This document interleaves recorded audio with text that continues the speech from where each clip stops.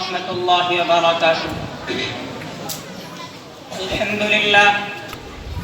الحمد لله الذي خلق اللوح والقلم، والصلاة والسلام على رسوله محمد أرسله إلى العرب والعجم، الذي يعلمه الكتاب والحكمة، وعلى آله وصحبه أجمعين.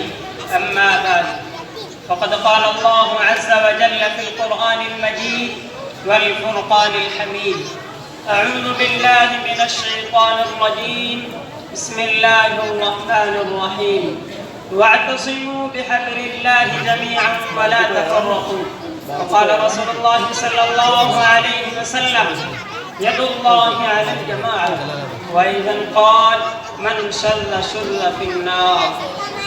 رئيس الحفلة المبجل والضيوف المؤقر والمستمعون الكرام، كما أنكم تعلمون علما جما بأني قد تلوت أمامكم قطعة آية من القرآن الكريم آنفا، وأريد في هذه الحفلة المباركة الطيبة البهيجة أن ألقي أضواء عليها. ولا شك في ذلك أيها الإخوان أن تلك الآية الكريمة تحرض المسلمين قاطبة على التضامن الإسلامي والتعاون على البر والتقوى والأخوة والمحبة، وتمهد الطريق إلى جمع شمل المسلمين وجماعتهم، وتسهل السبيل إلى المودة والرحمة فيما بينهم، وتتطلب منهم أن يكونوا يدا واحدة في كل شيء، وألا تكون شعوبهم متناثرة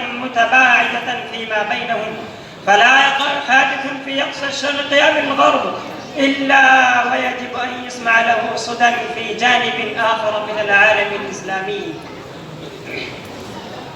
أيها الإخوان، إن الأخوة الإسلامية تمثل أروع المعاني الإنسانية، فهي أخوة إيمانية دينية روحية تفوق أخوة الدم، والمسلمون كلهم إخوة، كما أشار إليها القرآن بقوله تعالى: إنما المؤمنون إخوة.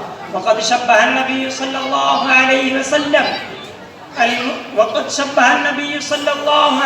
وسلم المؤمنين بالبنيان، كما جاء فيما رواه الشيخان عن أبي موسى الأشعري رضي الله تعالى عنه قال: قال رسول الله صلى الله عليه وسلم: المؤمن للمؤمن كالبنيان يشد بعضه بعضا. وشبههم في المساواة الإسلامية بالمشت، فقال: الناس في السواسية كأسنان المشت. ولكن أقول مع الأسف الشديد والقلق البالغ أن الأوضاع الراهنة التي يعيش فيها المسلمون متشتتين الشملة ومتمزقين الجمع لا تختلف خطورة حالتهم عما سبق في تاريخهم.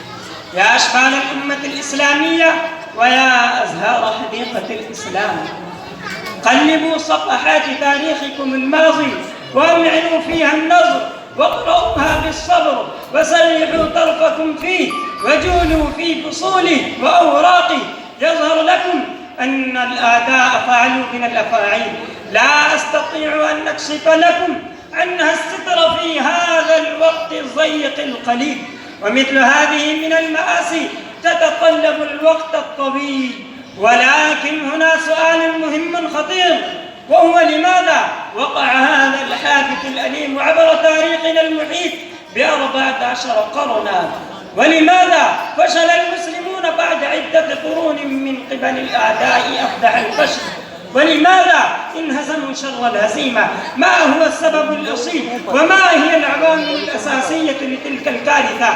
إذا رجعنا إلى الكتاب والسنة وجدنا أنه وقع هذا كله حينما نسيت هذه الأمة دروس الأخوة الإسلامية فيما بينها، والتضامن الإسلامي الذي تمتاز به من غيرها، وحينما فقدت ميزاتها التي تتميز بها من بين الأمم الأخرى، وحينما ظلت عن الصراط السوي وألقت نفسها على الطريق الغبي، وحينما سلكت طرائق قددا وتفرق جمعها وتشتت شملها نتيجة لذلك وهنت قواها وضعفت قوتها وشوكتها وتزعزع بنيانها، فتداعى الأعداء عليها كتداعي الأكلة على القصعة وكالضمان على الكأس في يوم القائز وكتهافت الفراش على النور. يا شباب المسلمين، افتحوا عيونكم من هذا السبات العميق واجتمعوا على رصيف واحد، واذكروا قول نبيكم صلى الله عليه وسلم: ولا تحاسدوا ولا تناجشوا ولا تباغضوا ولا تدابروا ولا يبيع بعضكم على بيع بعض وكونوا عباد الله إخوانا. والسلام عليكم ورحمة الله وبركاته.